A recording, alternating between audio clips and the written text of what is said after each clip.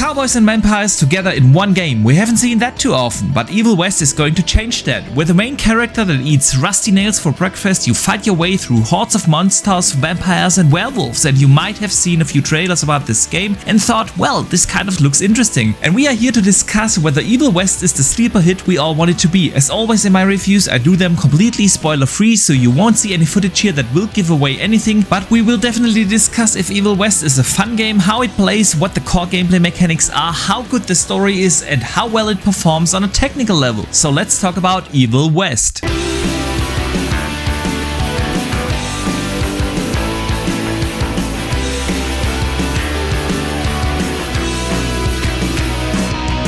Hello gamers from around the world, this is Boxenberger, the video game enthusiast from Germany, with my 100% spoiler-free review for Evil West, so you can really be sure you won't find any spoilers for either the story or anything else that could ruin your playthrough. And if you like this approach to a review, it would be awesome of you to consider to hit the like and subscribe button and maybe even turn on the notification bell to not miss out on future content. Okay, thank you guys so much for the support, you rock big time, and now let's talk about Evil West, which by the way comes out on November 22nd on PC, Xbox Series X and S and Xbox One, as well as PS4 and PS5. Alright, with that out of the way, let's talk about the game. So what is Evil West? I think the best way to describe this game is God of War meets Gears of War, and of course that sets the bar already quite high. So what do I mean by that? The game plays in an alternative Wild West at the end of the 19th century, and you play as the vampire hunter Jesse Rentier. But why do I compare this game towards God of War and Gears of War? Well, it's a linear game, don't expect any side quests or anything, this is from start to finish a linear experience, and I appreciate that in a good way. And yeah, it's not the same like a game like God of War, but the way how it comes across with the over-the-top action and the really good combat system and a lot of gore like in a Gears of War, I was kind of reminded of those two games. But can Evil West meet the same quality? So the game definitely focuses on a core fun gameplay mechanic. Don't expect any super deep storytelling. The main character Jesse Rentier is a badass cowboy who is part of a vampire hunting institute that is led by his father. The institute is there to protect the American citizens from all kinds of monsters, vampires, werewolves and so on. And that's what the game focuses on, fighting those monsters. The story itself is told with beautifully rendered cutscenes, but of course don't expect the writing of the dialogues to be masterclass. But honestly, they don't need to be, because with that setting the game doesn't take itself too serious and the story is still okay for such an over-the-top action game. There's a really creepy main antagonist and the story has its plot twists, and I thoroughly enjoyed it, even if some of the lines are obviously a little cheesy. But what makes this game so fun to play? It is the combat system. The combat system is a mixture of melee combat, ranged weapons and some supers that you will unlock while progressing through the story. You kind of need to get used to a couple of mechanics at the very beginning. For instance, you cannot manually reload your weapons. Your weapons are automatically reloaded if you don't use them for a few seconds, so that means you kinda have to switch in between all that your arsenal has to offer, while in the beginning you are basically very limited in what you have. When you progress through the story, and I mean really till the end of the story, you will find on a regular basis new weapons like a crossbow, flamethrowers, dynamite sticks and so on, and you will learn when and how to use them, because otherwise you won't be able to beat the hordes of monsters that you will encounter. The variety of enemies is quite big for such a game, and a lot of the enemies need different strategies and different weapons to be defeated. In addition to that, the game will grant you certain perks with which you can upgrade your character and abilities, but don't expect deep RPG systems or anything. It's still rewarding enough so that you at least have the feeling to somehow be able to customize a certain playstyle or a combat style that you prefer. And well, I was tempted at the beginning of the game to always use like the same combos and focus for instance on melee, which is super powerful in the beginning of the game. But you will soon learn that the mixture of your long-range weapons, short-range weapons and some explosives and some of the supers that you will find will let you chain the most insane combos, and that is the fun part of this game. It is just so satisfying to glory kill these enemies, chain combos together, to use the environment to kill enemies in an even more gory way, and you see where this is going. And since this is such a fast-paced, intense and gory game, it is totally fine by me that the main character tries to be this nail-chewing badass cowboy that by the end of the game carries more weapons than a small army on his back. I already mentioned that the game is very linear, but the level design shows a lot of variety in its environments. Even though the level design itself is very linear and follows basically always the same approach, with you walking down a certain path, then you end up in a certain area where you have to kill all the monsters and then you can move on to the next section, addition, the game kind of gives you the feeling that at least there's enough variety by having smaller riddles in between combat areas. Those are really not deep, it's usually just move the card train over there and then you can climb on this side or stuff like that. But for the most part, this is a combat focused game. And again, once you have the combat system down, it allows you to do the most amazing things and you feel really powerful, and even after the 10 to 15 hours that you need to finish the game, I wasn't bored by the combat, even though it's of course a little repetitive. You might need a little bit longer for the game if you try to find all the collectibles and stuff, and there's always a new game plus. By the way, the game lets you also play the entire campaign in 2-player co-op if you wish so. Now, I've seen online a couple of discussions about the technical aspect of the game, because on the current gen consoles PS5 and Xbox Series X, the game will offer a performance mode at 60 FPS, but it will render at 1080p, while the 4K mode is locked at 30 FPS. Well, I only got a code for the PC version and I was able to easily run this game at 4K 60 FPS with all settings maxed out on my 3080, actually with a little headroom left. So I can't really say that it performs bad.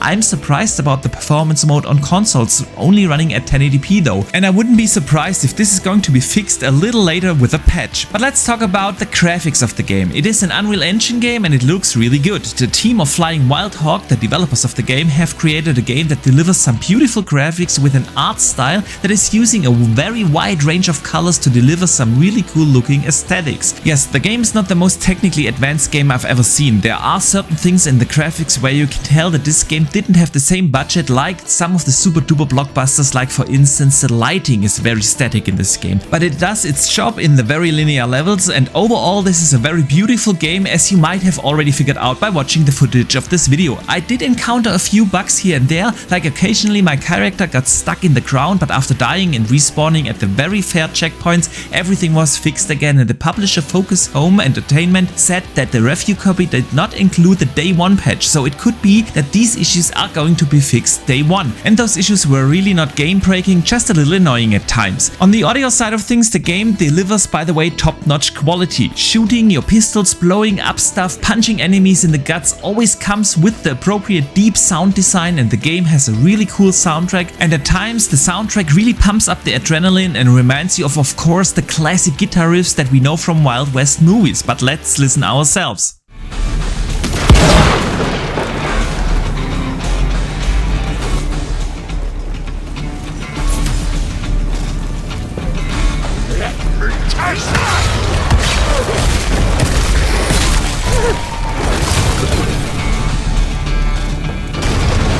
Okay, but with that I want to come to my conclusion. Evil West is in my opinion a sleeper hit. Yes, we have seen people talk about the cool looking trailers, but there's really not a big buzz around this game. And that's probably because of the missing marketing budget, but hey, they invested their money rather in developing a good game, and that's what counts. Yes, you could argue that this is a very linear game and repetitive, but at the end to me it always counts how much fun did I have playing this. And since the combat is really satisfying, the setting is fitting the overtop action, and I did not get bored in my entire playthrough, I can recommend the game. There were certain things where I thought they could have done a little bit a better job, like for instance changing up the pacing in between the combat areas, or giving us a little bit more of these cool action sequences where you ride down cars in a mine or something. But overall I thoroughly enjoyed the gameplay, and the story is okay, and hence I definitely recommend the game to anyone who likes narrative driven third-person action games that have a really fun to play combat system. So I'm gonna give the game a 9.0. And with that I want to wrap it up.